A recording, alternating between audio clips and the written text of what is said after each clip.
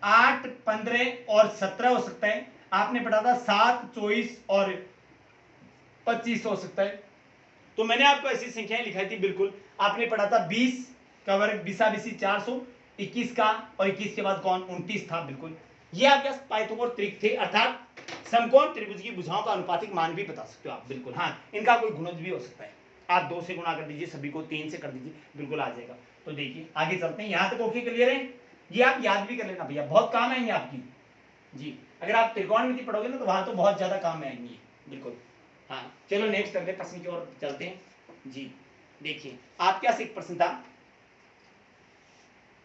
था, दी गई दी गई दी गई आकृति दी गई आकृति बनाने के लिए दी गई आकृति बनाने के लिए दी गई आकृति बनाने के लिए कम से कम दी गई आकृति बनाने के लिए कम से कम कितनी, कम से कम पूछे मैंने कितनी रेखाओं, कम से कम कितनी रेखाओं की आवश्यकता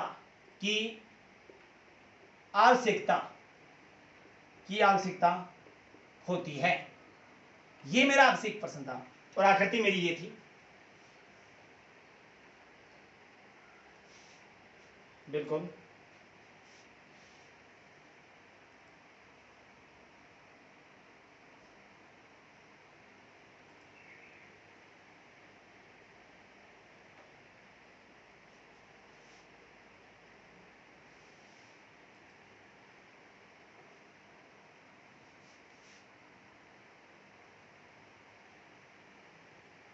बिल्कुल इसको बनाने में टोटल कितनी रेखाओं की आवश्यकता पड़ेगी। मैं विकल्प लिख रहा हूं 12, विकल्प लिख रहा हूं 9, विकल्प लिख रहा हूं 10 और विकल्प लिख रहा हूं 11। कौन सा आपका आंसर होगा, कौन सा इनमें से आपका आंसर होगा जी। बिल्कुल देखिए इनमें से कौन सा आपका आंसर होगा। बिल्कुल हाँ जी, देखिए आपने क्या कहा, दी गई आकृति बनाने के लिए कम से कम न्यूनतम रेखाओं की संख्या आपको बतानी थी। कम से कम कितनी रेखाओं की आपको आवश्यकता पड़ेगी। देखिए आपने कहा सर 1 रेखा, ये 2 रेखा, ये 3 रेखा, ये 4, ये वाली 5। देखो ये उठा के पेन उठा के जहां आप काम में लोगे, देखो अपने पास एक लोगो पायलट की या फिर अपने पास डी ग्रुप की या फिर आरपीएफ एसआई के अंदर एक प्रश्न पूछा था आकृति गिनने वाले में, और आकृति गिनने वाले में आपने आज तक ये पढ़ा था कि आप त्रिभुज बताइए, आप वर्ग बताइए, आप आयत बताइए, आप वर्त बताइए। लेकिन इस बार जो प्रश्न पूछा गया था ना आरपीएफ एसआई कांस्टेबल, इनके एग्जाम में एक एग्जाम में पूछा था और कंटिन्यू सभी पेपरों में था वैसा प्रश्न। उसने ये भी पूछा था रेखाएं बताइए। यहाँ रेखाएं नहीं पूछी, यहाँ इस आकृति को बनाने के लिए कम से कम, तो अगर आप रेखाएं काउंट करो ना तो ये वाली 1 2 3 और ये 4 बार काउंट होती है। बिल्कुल हाँ जी, जितने बिंदु बनते हैं वहां पर। लेकिन अपन बात करें कितनी रेखाओं कम से कम बतानी, तो देखो 1 2 3 4 और ये 5। बिल्कुल हो गई। ये वाली रेखा देखो पूरी 6 और ये वाली रेखा 7। बिल्कुल ये वाली रेखा 8, ये वाली रेखा 9। आपको कम से कम कितनी रेखाओं की जरूरत पड़ेगी, 9 की जरूरत पड़ेगी। देखो ये वाली रेखा काम में ले लिया आपने, बिल्कुल ये वाली रेखा काम में ले ली, बिल्कुल ये रेखा आपने काम में ले ली, ये रेखा आपने काम में ले ली, ये दोनों ले चुके हो आप काम में, ठीक है। ये खड़ी रेखा काम में ले ली, ये वाली ले ली, ये वाली ले ली। तो कम से कम कितनी रेखाओं की जरूरत पड़ेगी आपको, कम से कम कितनी रेखाओं की जरूरत पड़ेगी आपको, 9 रेखाओं की जरूरत पड़ेगी। ये आपका आंसर होगा। यहां तक ओके क्लियर है ना, बताइए भैया यहां तक ओके क्लियर है। चलो जी बिल्कुल आगे बढ़ते हैं। देखिए भाई हाँ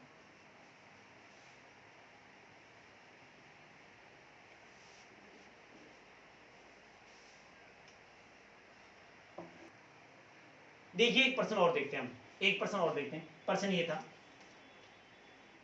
एक लेख 1,000 रुपए, एक लेख 1,000 रुपए में बेचा गया, 16% की छूट, 16% की छूट की पेशकश, 16% छूट की पेशकश की गई थी, पेशकश की गई, पेशकश की गई थी, पेशकश की गई थी, पेशकश की गई थी। यदि यदि 5% का लाभ, यदि 5% का लाभ हुआ हो, 5% का लाभ हुआ होगा तो लेख की लागत कीमत क्या है।